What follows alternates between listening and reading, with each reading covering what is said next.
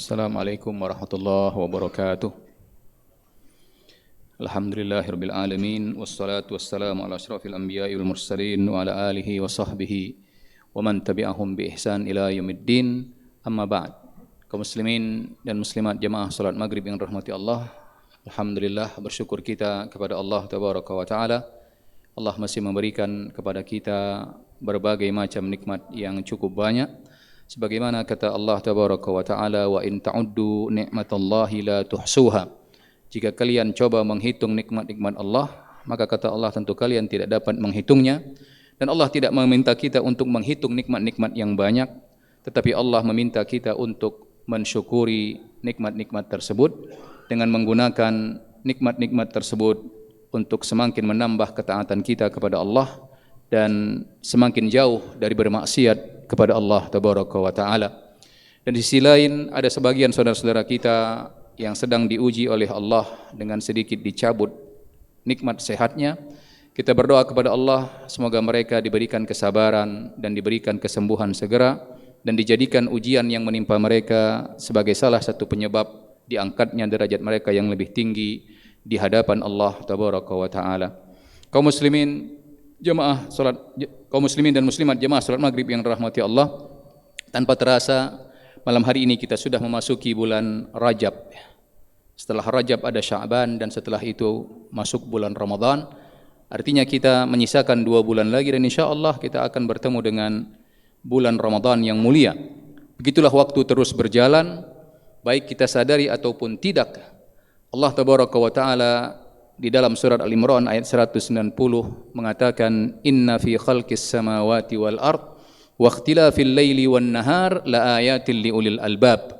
Sesungguhnya kata Allah pada penciptaan langit dan bumi, di mana kita sekarang sedang berada di bumi Allah dan di bawah langit Allah tabaraka wa taala, wa ikhtilafil laili wan nahar, dan pertukaran siang dan malam, pertukaran waktu, perjalanan waktu.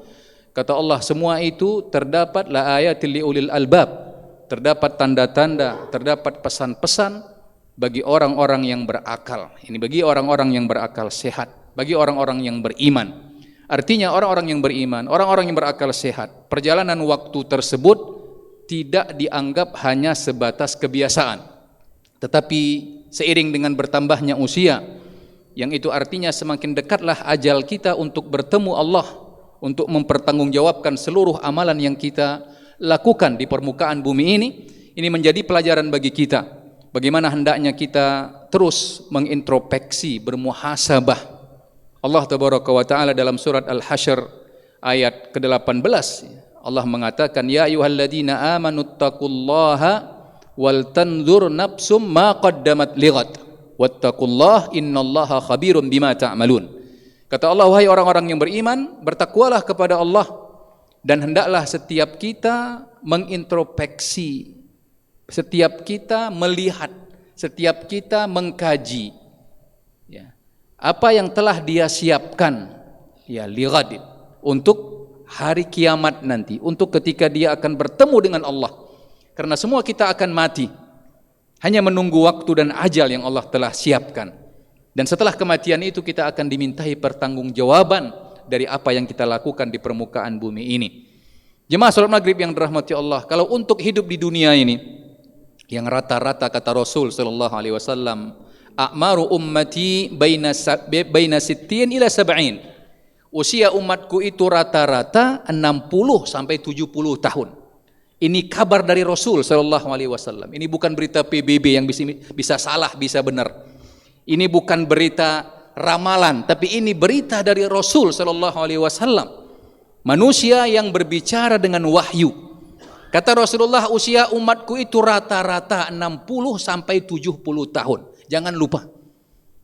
Jangan sampai kita terpana seakan-akan kita hidup 1000 tahun di dunia ini, enggak. Kita ini umat akhir zaman yang usia kita sebagaimana kata Rasulullah lebih pendek dari umat-umat sebelum kita. Dan kata Rasulullah, wa aqalluhum man yajuzu zalika, dan sedikit dari mereka yang melampaui usia tersebut. 60-70 tahun itu belum dipotong usia kita baligh, belum dipotong usia tidur kita. Maka berapa waktu yang kita punya sebelum kita menghadap Allah tabaraka wa taala. Maka pantas kata Allah, wal tandur nafsu ma qaddamat lighad. Hendaklah setiap kita memperhatikan, mengoreksi, memuhasabah apa yang telah saya siapkan untuk menghadapi kehidupan yang begitu panjang. Kalau untuk 60-70 tahun kita melakukan berbagai macam persiapan. Yang masih kerja, yang sudah mau pensiun, berpikir bagaimana supaya ada penghasilan yang tetap dia dapatkan meskipun nanti sudah pensiun. Itu wajar-wajar saja, boleh, silahkan.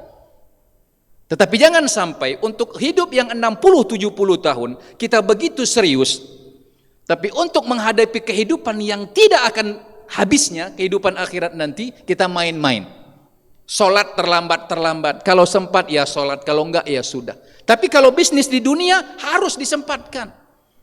Kerja kalau jam 6, jam 5 pun dia akan datang, jangan terlambat. Tapi kenapa untuk urusan 60-70 tahun begitu semangat? Urusan untuk kehidupan yang begitu panjang terkadang sebagian manusia begitu lalai. Umar bin Khattab mengatakan, hasibu anfusakum qabla an tuhasabu. Coba hisab, coba hitung-hitung diri kalian, diri kita masing-masing sebelum kita dihisab, dihitung oleh Allah. Nanti kita semua akan berhadapan dengan Allah satu persatu, kata Rasul sallallahu alaihi wasallam, biduni turjuman, tanpa penerjemah. Kita akan berhadapan dengan Allah, Rabb yang telah menciptakan kita, yang telah memberikan kita segala-galanya. Kalau kita dipanggil direktur untuk dimintai laporan apa yang telah Anda lakukan dalam sebulan, kita akan melakukan persiapan. Besok saya akan dipanggil direktur, maka kita akan bongkar rekam jejak kita, apa yang telah saya lakukan. Bahkan kita akan berusaha untuk menutupi kekurangan-kekurangan kita, atau minimal kasih alasan kenapa terlambat, kenapa ini belum selesai, kenapa itu belum dibayar, dan seterusnya. Itu kalau dipanggil manusia, yang kadang-kadang juga dia bisa lupa untuk menanyakan poin-poin tertentu. Tapi kenapa ketika kita yang pasti berhadapan dengan Allah, terkadang sebagian manusia lalai. Allah tidak akan lupa sedikit pun, semua Allah akan tanya mengenai apa yang kita lakukan. Nah, oleh sebab itu jemaah salat maghrib yang dirahmati Allah, mari kita introspeksi diri kita. Apa yang telah kita lakukan? Introspeksi yang pertama berkaitan dengan apa-apa saja yang telah kita lakukan. Kalau merupakan kebaikan maka bersyukur dan berusahalah untuk terus menambah dan istiqomah di atas kebaikan tersebut. Kalau berupa kemaksiatan, kesalahan-kesalahan, maka mari kita bertaubat. Kalau itu berupa kesalahan kita kepada Allah, maka mari kita segera bertaubat, memohon ampun dari kesalahan-kesalahan kita. Selama pintu taubat itu masih dibuka, sebelum Allah mencabut ajal kita. Ketika ajal sudah dicabut, atau ketika malaikat maut sudah mendatangi kita, maka tidak ada lagi kesempatan taubat. Sebagaimana Fir'aun, ketika Fir'aun sudah tenggelam dan malaikat maut sudah mau mencabut nyawanya, barulah Fir'aun mengatakan, aku beriman kepada Tuhannya, kepada Rabbnya Harun dan Musa. Maka apa kata Allah? Al-an, sekarang wahai Fir'aun baru mau taubat. Maka jangan jadikan taubat kita taubat Fir'aun, taubat yang tidak diterima. Kapan penyesalannya? Ketika nyawa sudah, ketika napas sudah terhengah-hengah baru ingin bertaubat. Jangan. Sekarang ketika kita masih sehat, ketika nyawa masih ada di dalam tubuh kita, mari kita bertaubat, memohon ampun dari kesalahan-kesalahan kita. Allah mengingatkan kita untuk bertaubat dengan taubatan nasuha. Kalau itu berkaitan dengan kesalahan-kesalahan kita kepada manusia, maka mohon ampun, mohon maaf kepada saudara-saudara kita. Kembalikan hak-haknya. Al-Imam Syafi'i rahimahullah mengatakan, bi'saz zad ilal ma'ad al-udwanu 'alal ibad. Kata Imam Syafi'i rahimahullah, sejelek-jelek bekal yang dibawa seseorang ke hari kiamat adalah dosa-dosa yang dia lakukan terhadap saudaranya. Ini kata Imam Syafi'i, sejelek-jelek bekal yang dibawa oleh seseorang adalah kesalahan-kesalahan yang dia lakukan terhadap saudaranya. Rasulullah SAW pernah bertanya kepada para sahabatnya, atadruna manil muflis? Kata Rasulullah, wahai para sahabatku, tahukah kalian siapa itu orang yang bokeh, orang yang rugi, orang yang tumpur? Maka Rasulullah menjawab, orang yang tumpur itu adalah orang-orang yang dia melakukan sholat, dia melakukan puasa, dia melakukan banyak kebaikan, tetapi dia juga melakukan kesalahan-kesalahan kepada saudaranya. Dia menfitnah ini, dia menuduh saudaranya, dia memukul saudaranya, dia membuat berita-berita hoax tentang saudaranya, dia tuduh, dia buat gelar-gelar yang tidak baik. Bahkan kadang-kadang hanya untuk kepentingan-kepentingan pribadinya, dia tuduh saudara-saudaranya, dia zolimi saudaranya. Kata Rasulullah, inilah orang yang tumpur, orang-orang yang rugi nantinya pada hari kiamat. Sufyan Ats-Tsauri mengatakan, seandainya seseorang bertemu dengan Allah dengan 70 dosa yang dia lakukan antara dia dengan Allah, maka itu lebih mudah. Ini berarti bukan menganggap remeh ya dosa-dosa tersebut, tidak. Tetapi kata Sufyan Ats-Tsauri, tetapi ketika seseorang bertemu dengan Allah dan dia memiliki satu dosa, maka ini satu dosa yang dia lakukan dengan saudaranya, maka ini lebih berat. Karena dosa kita dengan Allah, selama kita mau bertaubat, memohon ampun dengan taubat yang nasuha, maka insya Allah Allah akan mengampuninya. Tetapi dosa kita kepada saudara-saudara kita, itu tidak cukup meminta ampun kepada Allah, tetapi harus meminta maaf kepada orang yang telah kita sakiti. Maka jangan sekali-kali kita menyakiti, jangan sekali-kali kita melakukan menzolimi saudara kita. Kata Rasulullah, wattaquz zulma, wahai hamba-hambaku, wahai umatku, kata Rasulullah, jauhilah oleh kalian perbuatan zolim, perbuatan menyakiti saudara, menyakiti tetangga, menyakiti teman. Kenapa? Kata Rasulullah, fa inna zulma zulumatun yaumal qiyamah. Karena kezoliman, kesalahan yang kalian lakukan kepada saudara-saudara kalian, yang kalian tidak meminta maaf kepadanya, itu akan menjadi beban, itu akan menjadi penyebab kalian dihukum oleh Allah Tabaraka wa Ta'ala. Juga di hadis yang lain kata Rasulullah, siapa yang pernah melakukan kesalahan kepada saudaranya, maka hendaklah dia segera meminta ampun, sebelum nanti tidak lagi berlaku harta dan benda di akhirat itu. Apa yang terjadi di akhirat nanti? Ketika kita pernah menzolimi, kita pernah menyakiti saudara kita pernah menuduhnya, memukulnya, mengambil haknya, tetapi kita tidak meminta maaf di dunia ini, maka di akhirat nanti yang terjadi adalah kebaikan-kebaikan yang dimiliki oleh orang yang menzolimi saudaranya itu akan diberikan kepada saudaranya yang dia zolimi. Kalau kebaikannya habis, sementara kezoliman yang dia lakukan kepada saudaranya masih banyak, maka dosa-dosa saudaranya itu ditimpakan kepadanya. Inilah yang kita takutkan, jangan sampai kita menjadi orang-orang yang disiksa oleh Allah pada hari kiamat karena kesalahan-kesalahan yang pernah kita lakukan kepada saudara-saudara kita. Maka bersegeralah kita untuk meminta maaf, ya, meminta dimaafkan dari kesalahan-kesalahan kita, dan berusaha jangan sampai pernah menyakiti saudara kita, baik dengan lisan, dengan pukulan, ya, atau dengan ucapan-ucapan, atau juga dengan hutang yang mungkin tidak dibayar. Sebagian orang begitu mudah berhutang dan pura-pura lupa. Bahkan terkadang-kadang orang yang berhutang ketika ditagih dia yang marah. Ingat, silahkan dia marah, silahkan dia zolimi saudaranya di sini, tapi itu artinya dia siap atau sedang mengumpulkan dosa, sedang mengumpulkan azab yang akan dia rasakan nanti pada hari kiamat. Maka bagi kita yang memiliki hutang kepada saudara kita, segera bayar, jangan tunggu ditagih. Karena kalau dia tidak tagih di dunia ini, atau mungkin saja dia takut, mungkin saja dia lupa, tapi ingat Allah tidak pernah lupa. Itu akan kita bayar nanti, akan dibayar oleh orang-orang yang berhutang kepada saudara-saudaranya dengan azab-azab yang pedih. Jemaah salat maghrib yang dirahmati Allah. Dan selanjutnya introspeksi yang perlu kita lakukan adalah apa yang perlu kita siapkan untuk mengisi waktu-waktu kita ke depan sebelum ajal kita datang. Para ulama kita mengatakan ada beberapa hal yang bisa kita lakukan. Yang pertama, hendaklah kita menjadi orang-orang yang soleh, orang-orang yang senantiasa berusaha untuk melakukan ketaatan kepada Allah dan mengajak orang-orang lain kepada ketaatan, dan menjadi orang-orang yang senantiasa berusaha untuk meninggalkan kemaksiatan dan mengingatkan orang dan mencegah orang-orang lain dari melakukan kemaksiatan.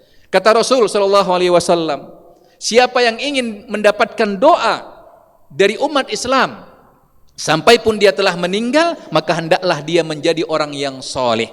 Karena Rasulullah mengajarkan dalam salah satu lafaz tahiyat, ya, atau tasyahud, Ya, ada doanya Allah assalamu alaina wa ala ibadillahis salihin.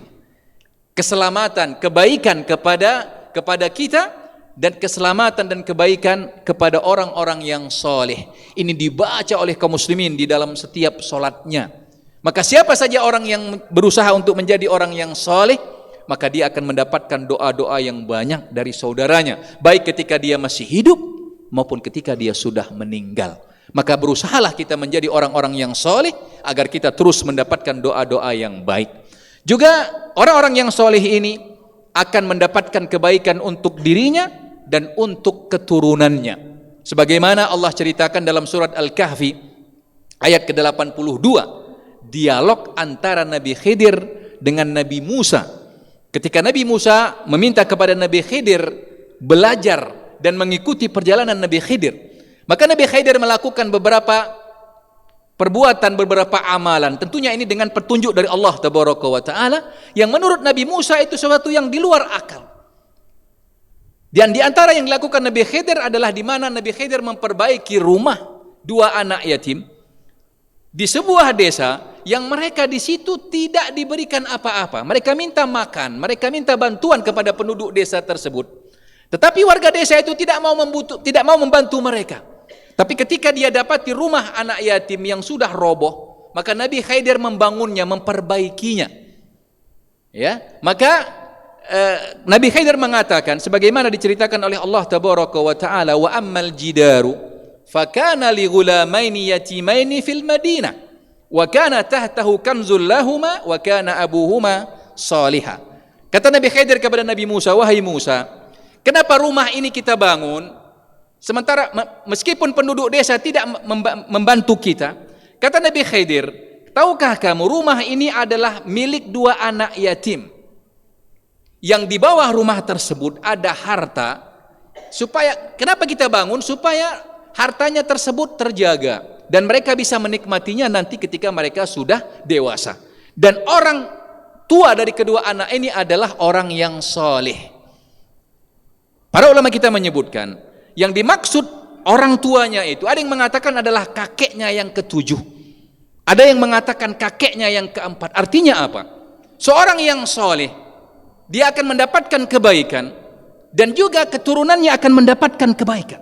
Bahkan keturunannya yang ketujuh akan mendapatkan kebaikan dari yang dia lakukan. Subhanallah. Oleh sebab itu kata para ulama kita, tidak tertutup kemungkinan nikmat-nikmat yang kita dapatkan saat sekarang ini, fasilitas yang kita dapatkan, bisa saja itu adalah salah satu dampak dari kebaikan yang dilakukan orang tua kita atau yang dilakukan oleh kakek kita. Maka jangan pernah bosan untuk berbuat kebaikan. Teruslah berbuat kebaikan. Karena kata Allah, hal jazaul ihsan illal ihsan.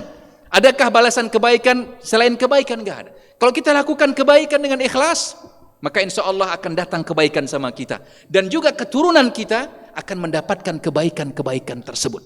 Dan sebaliknya, kalau kita suka menzolimi orang lain, suka mencaci, menfitnah orang lain, bisa saja keturunan kita juga akan mendapatkan hal yang serupa.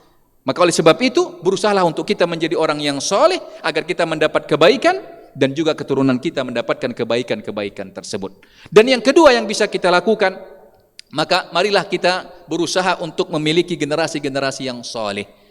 Berusaha menjadi orang yang soleh dan juga berusahalah untuk memiliki anak dan keturunan yang soleh. Kita perhatikan pendidikan mereka, kita perhatikan sholatnya, ibadahnya, pakaiannya, pergaulannya, akidahnya.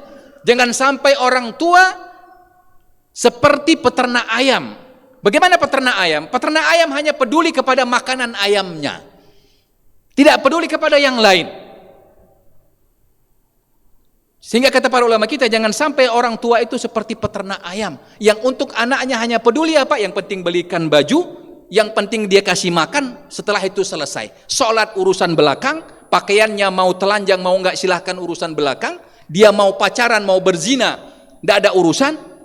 Orang-orang seperti ini yang nanti akan dihambat oleh Allah masuk ke dalam surga. Kenapa? Karena tidak peduli dengan generasinya. Tapi sebaliknya, ketika dia adalah orang tua yang peduli kepada pendidikan anaknya, peduli kepada pendidikan generasinya, maka dia akan mendapatkan kebaikan-kebaikan. Sebagaimana kata Rasulullah seorang manusia kalau sudah meninggal, maka terputuslah darinya amalan-amalan, terputuslah darinya pahala-pahala, kecuali 3 hal. Di antaranya kata Rasulullah, waladun salihun yad'ulah, anak yang soleh yang senantiasa mendoakannya. Rasulullah menyebutkan dalam satu hadisnya, ada seorang hamba yang ibadahnya biasa-biasa di dunia ini. Dia melakukan amalan-amalan wajib, tapi tidak banyak melakukan amalan sunnah, keterbatasan yang dia miliki. Tetapi Allah angkat derajatnya begitu tinggi di hadapan Allah Tabaraka wa Ta'ala. Maka seorang hamba ini yang merasa ibadahnya biasa-biasa di dunia, bertanya kepada Allah, ya Allah, dari mana? Kenapa aku diangkat derajatku yang lebih tinggi, padahal amalanku biasa-biasa ketika aku hidup di dunia? Apa kata Allah Tabaraka wa Ta'ala? Dzalika bistighfari waladika lak. Kenapa aku angkat derajatmu wahai hambaku di hadap yang lebih tinggi, meskipun ibadahmu hanya dulu biasa? Itu disebabkan karena doa, karena istighfar, karena permohonan anakmu. Maka berbahagialah orang tua yang selain dia berusaha memperbaiki dirinya, juga dia berusaha untuk meninggalkan anak-anak yang soleh. Ini deposito yang akan dia nikmati ketika nanti dia di alam kubur, ketika nanti dia berada atau masuk ke alam akhirat bertemu dengan Allah Tabaraka wa Ta'ala. Dan juga yang lain yang bisa kita lakukan, mari kita menjadi orang-orang pelopor kebaikan, orang-orang yang menunjukkan kebaikan. Kata Rasulullah, man dalla ala khairin kafa'ilihi. Siapa yang menunjukkan orang kebaikan-kebaikan, maka dia mendapatkan pahala yang sama seperti orang yang melakukannya. Orang yang mengajari orang mengaji, menunjukkan kepada orang sebuah amalan yang baik, yang benar. Selama amalan itu dilakukan, maka dia pun mendapatkan aliran pahala yang begitu banyak. Dan yang terakhir yang juga bisa kita lakukan adalah bersedekah, terkhusus sedekah jariah. Mari kita berikan kesempatan, harta kita yang ada, kita sedekahkan, terutama untuk sedekah jariah, untuk membangun masjid, untuk membangun pesantren, atau membangun kegiatan-kegiatan yang baik, yang insya Allah itu pahalanya terus akan mengalir sebagai bekal kita ketika kita di dunia ini, dan juga ketika kita nanti setelah meninggal. Demikian, semoga Allah memudahkan kita untuk menjadi orang-orang yang terus menintrospeksi diri kita dan mempersiapkan amalan-amalan terbaik untuk kita menghadap Allah Tabaraka wa Ta'ala. Subhanakallah wa bihamdik, asyhadu an la ilaha illa anta, astaghfiruka wa atubu ilaik. Wassalamualaikum warahmatullahi wabarakatuh.